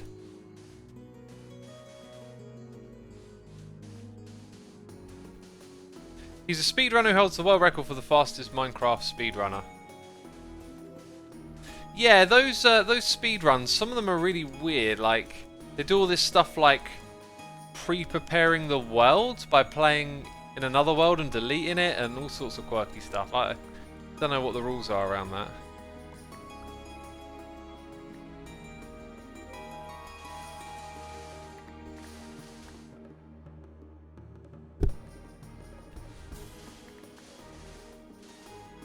Hey X, how far into The Last of Us are you? So, one of the characters has been killed, and we're now, two of us are looking for a guy, I think his name's Bob, or is it his brother? I forget. But like, travelling through a bit of a wooded area, then back into another town, trying to find a car. Got introduced to tripwires, so I'm just around that bit where you see the first tripwire traps. I mean, hopefully I'm a fair way through it. I've got to be honest, like, it's not been that thrilling of a game because I'm absolutely terrible at all the fighting. It's so bad. It's just like, here's an enemy, I lose all of my ammo, all of my weapons, and I'm so glad you can change it to easy mode. Like, I was playing on normal and just changed it to easy pretty quick. Hi X, do you ever miss working outside of your home? Oh, absolutely. Absolutely. I used to work outdoors all day and I loved it. And I would love to have more reasons to go outdoors. Salty Halleman says, Dream on Hermitcraft is a really bad idea, in my opinion. Yeah, so I don't know who Dream is, and I'm not saying it's a bad idea, but, like, all these people that get suggested, like, one of the big things I notice is that people suggest people who do nothing like what we do, which, you know, every now and then maybe it is a good idea to throw something different in the mix, but it's like suggesting a speedrunner to join a sort of like entertainment creativity server. They're two very different things. And quite often you see suggestions for people who play exclusively in creative mode, which is another problem. Like, it's very different playing survival to creative. It's a huge time investment. But anyway, you know, suggesting people is silly. Because, you know, look at our track record. How many suggestions? What do you think the ratio? Here's one for you. What do you think the ratio of suggestions to hermits added is over the last couple of years? Because over the last couple of years we've added 4 hermits. Or no, 3. In like the last 4 or 5 years, it's 3 people have been added. And how many suggestions do you think? 1 to 1. At least 1 to 1. 1 to 25. What do you think these are? What do you think people are joining Hermitcraft left, right, and centre? Every day, every hermit gets hundreds, if not thousands, of comments. Yeah, between us all, definitely thousands every day. So and so should join Hermitcraft, alright? 1 to 1. Like, a preposterous amount. Let's say it's 365,000 suggestions a year, okay? And then we add, on average, 1 person a year, but technically it's less than that at the moment, right? At least 1 in 365,000. Let's round it up a bit. 1 in half a million? You know?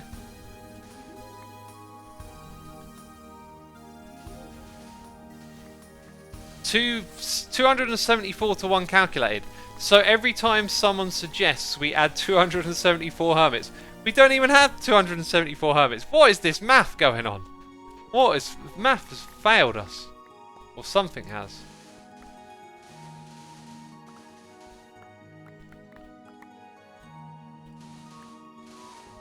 Surely the best way is suggestions to come from the current hermits. They have played lots of content creators on previous SMPs. That's how we do it. Like, if we're going to add someone, it's because we're talking about someone internally. Like, it has little to do with outside pressure. Little to do with it. You know, like, you're talking about a group of people as well. Like, if you just let external dynamics control that group, that'd probably be detrimental to it. Like, if the audience could literally determine who's on Hermitcraft, I reckon that would be bad for the long run. Like, imagine you're in a group of people and all of a sudden someone else gets shoved in. You don't know why. It's because some other people have demanded it. Like, it's not a great way to run a group. I find the whole thing just so ironic. The whole demanding people to join. It's... if you like Hermitcraft, it's because we never did that. You know what I mean? Like, we never just added people willy-nilly because the audience told us to. Isn't that one of the reasons it's probably worked out so well?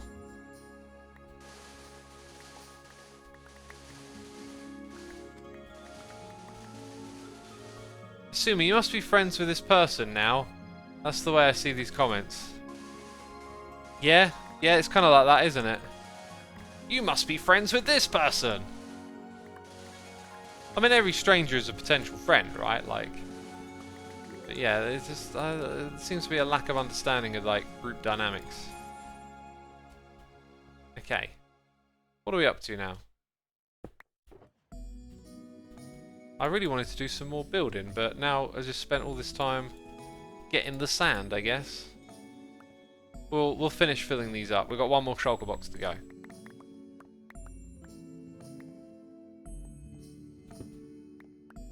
X plays Minecraft and Y plays Minecraft, therefore X and Y are best friends. Best boy, it seems like that sometimes. Right, we're going to start filling this one up. I'm going to just leave it out here for now. And, hello? There we go. Oh! Look at my shovel. I've learned, I'm not even gonna like grind it to the wire anymore. I'm just gonna be like, hey, don't want that to break.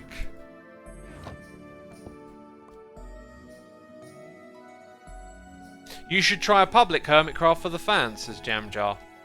This is another thing that gets suggested, right? Like, why don't you make a public server? No one's got time for that. And then the next suggestion is always, why don't you find someone to do it for you? No one's got time to like verify that someone else can do it for us. You know, you're putting your name out there onto other people's experience. Once you create a public Hermitcraft server, whatever happens on that server is their experience of Hermitcraft now. So that's another thing that constantly gets asked about, and therefore will never happen.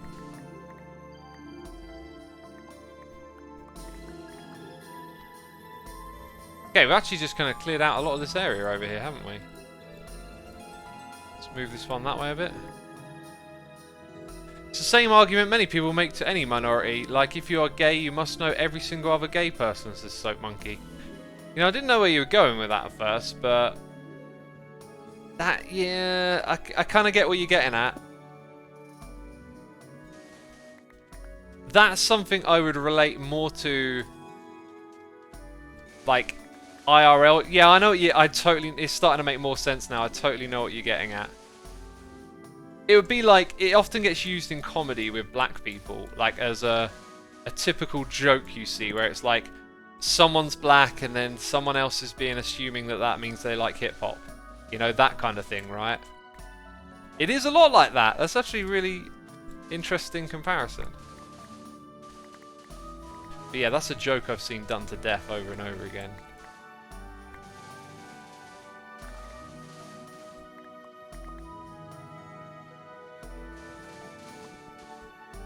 Or he knows how to play the bass, says Holy Shower. That one cracks me up. That cracks me up. That's like, that's the South Park, that one, isn't it? Where Cartman's like, oh, go home, go to your basement, there'll probably be a guitar. And then, like, Tolkien goes home, finds it, and then just is really incredible at bass. Cracks me up. I guess there's good and bad ways you can do that as a joke, right?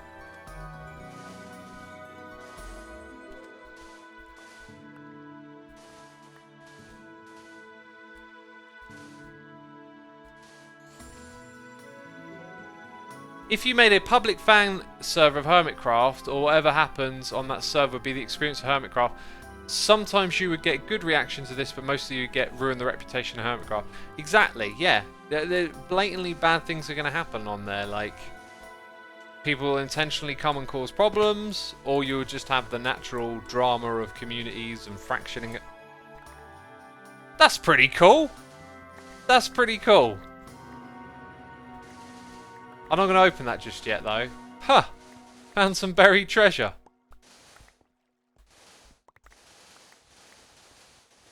Huh. That's kind of ironic, because in my episode I've been searching for buried treasure, finding some. But now, here I am out in the desert, collecting sand for something else. And then all of a sudden, find some buried treasure. That is a sign right there.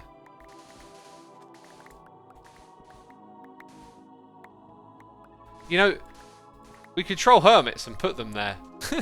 Like, for the next person who comes along and starts mining all this stuff, we've like gone around and hidden some chests. Would be pretty funny. Chances of them getting found though, probably pretty slim. What are the odds, says XB Dude the Great. Well, considering that I tend to mine to the edge of the water quite often, for me to find it, I'm not overly surprised. But yeah. Like, that's the only time it's ever happened to me, and I do that a lot, so the odds are actually probably pretty slim. Pretty slim is what I think they could potentially be. Peeps, be sure to hit the follow button if you enjoyed the stream today. I am now looking for someone to raid, so we're going to hit the end of the stream video thing, right? And I'll find someone to raid on Minecraft. Okay, where are we going? Okay, I've got just a random channel here, less than 100 viewers. We are raiding Referency. No idea what they're doing, but hopefully you enjoy it, just supporting a random channel in the Minecraft community. So thank you everyone for tuning in today. I'll be streaming again tomorrow, possibly. That is at least the plan. And now you can hit the raid button. So I guess we'll end the stream with the raid. Thank you everyone. I'll see you all later. Take care. Bye-bye.